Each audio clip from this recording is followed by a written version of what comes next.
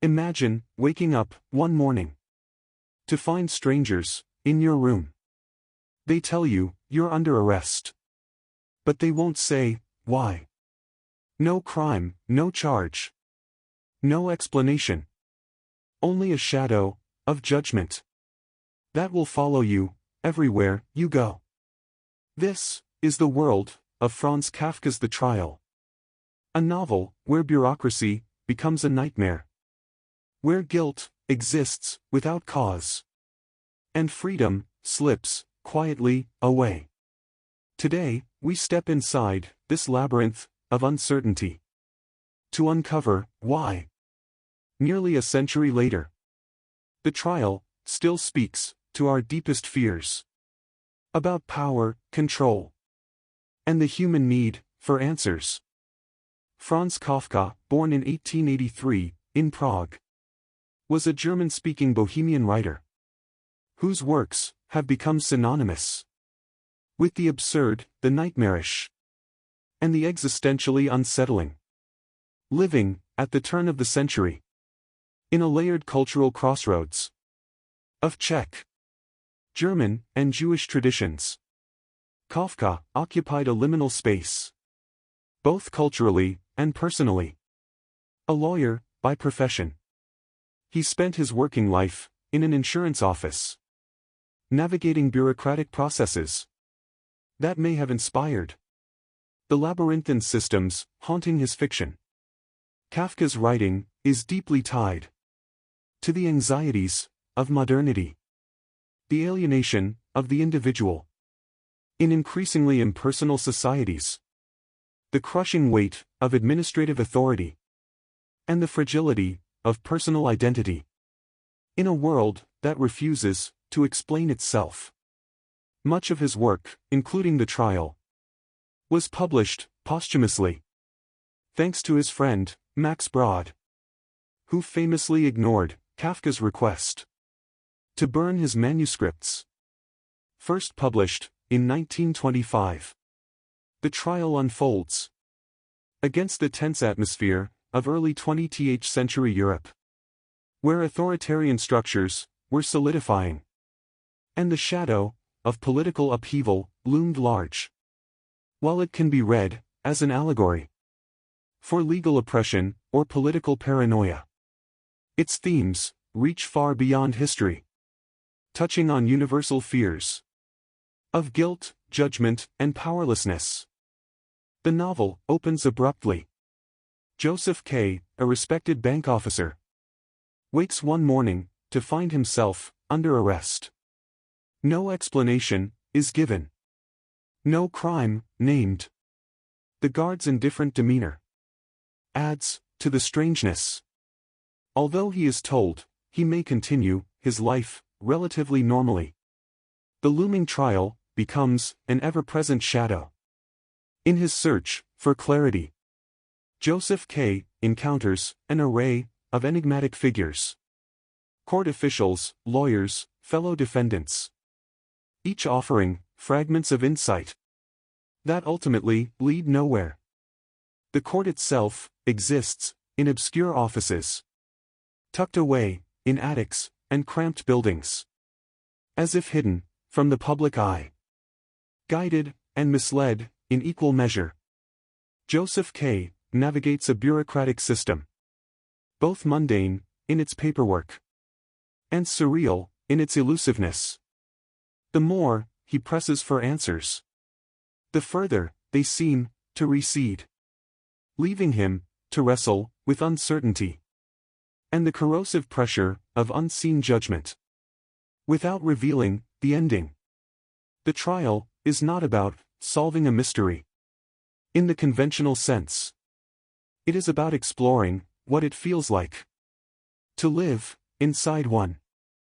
The tension comes not from action alone, but from an ever-tightening sense of inevitability, where every path seems predetermined to lead back to the same silent authority. Josef K is a man of rational habits, disciplined, confident in his social position and professional abilities. Yet the moment his arrest occurs, without explanation, The balance of his world begins to twist. Instead of confronting a tangible crime, he's faced with an invisible accusation. A kind of moral smog that clouds every interaction. This erosion of certainty reveals one of Kafka's central preoccupations. The instability of identity when placed under the gaze of arbitrary authority.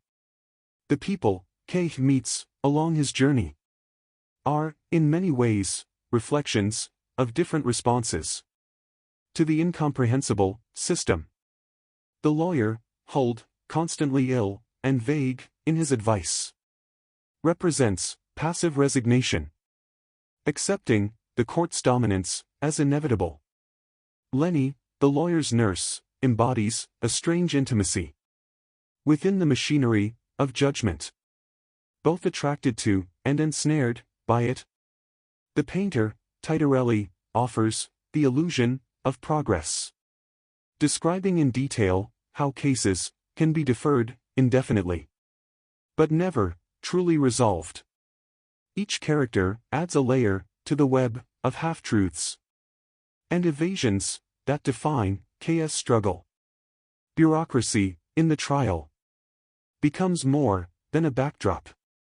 It is the novel's central antagonist. Its endless corridors and hidden offices create a spatial metaphor for infinite delay and disorientation. The court does not simply judge guilt. It produces the feeling of guilt as its natural byproduct. This is where the novel's symbolism deepens. The accusation against K could stand for existential guilt, the human condition itself, or simply the crushing effect of systems whose rules are never fully visible. Themes of alienation and powerlessness echo constantly. K is caught in a tension between his insistence on innocence and the gnawing possibility that the system's mere acknowledgement of his case makes him guilty by definition. That paradox captures the unique horror of Kafka's vision. Punishment without crime. Process without resolution. The trial becomes a mirror to any structure, political, corporate, or social, that thrives on opacity and renders those within it powerless to change their fate. Even time itself is weaponized in this world. Hearings, called at inconvenient moments.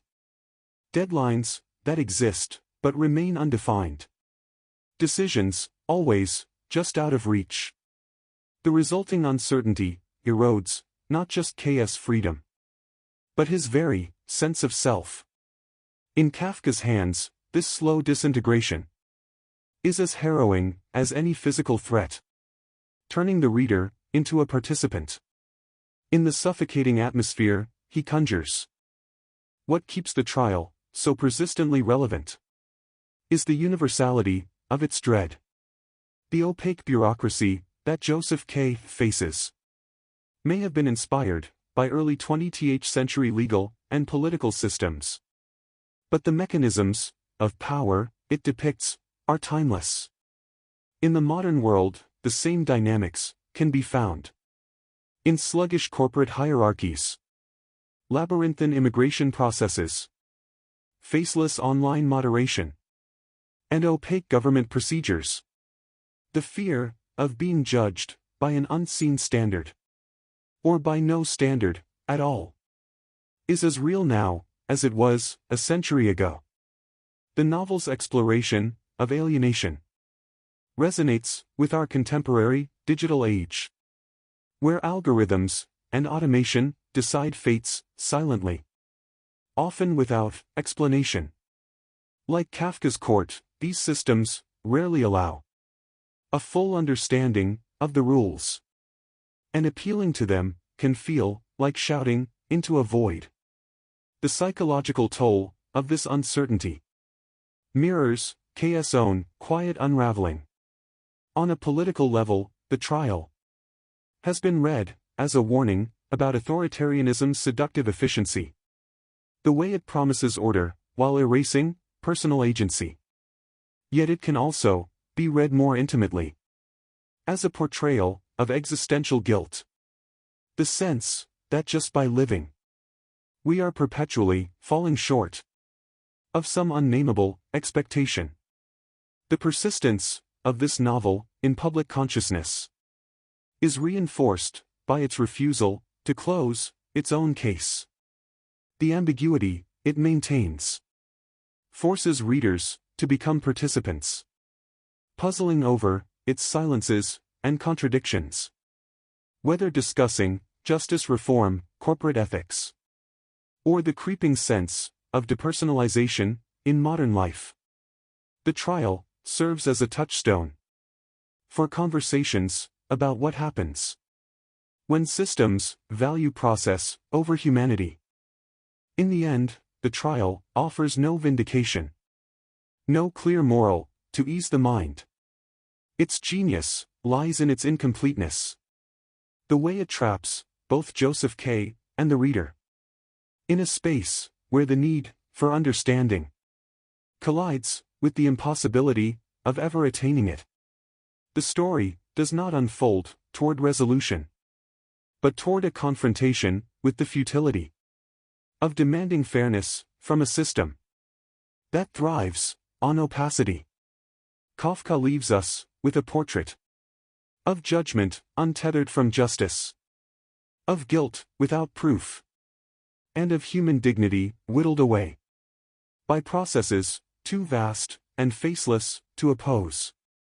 The novel's bleak conclusion is not mere pessimism. It's a mirror held up to the moments when we, too, have felt powerless against forces we cannot see or name.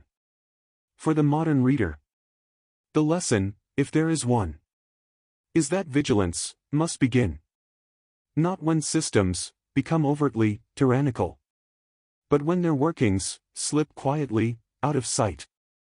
The trial endures because it demands that we recognize and resist the quiet creep of dehumanization before we wake one morning to find ourselves accused and already deep within the labyrinth.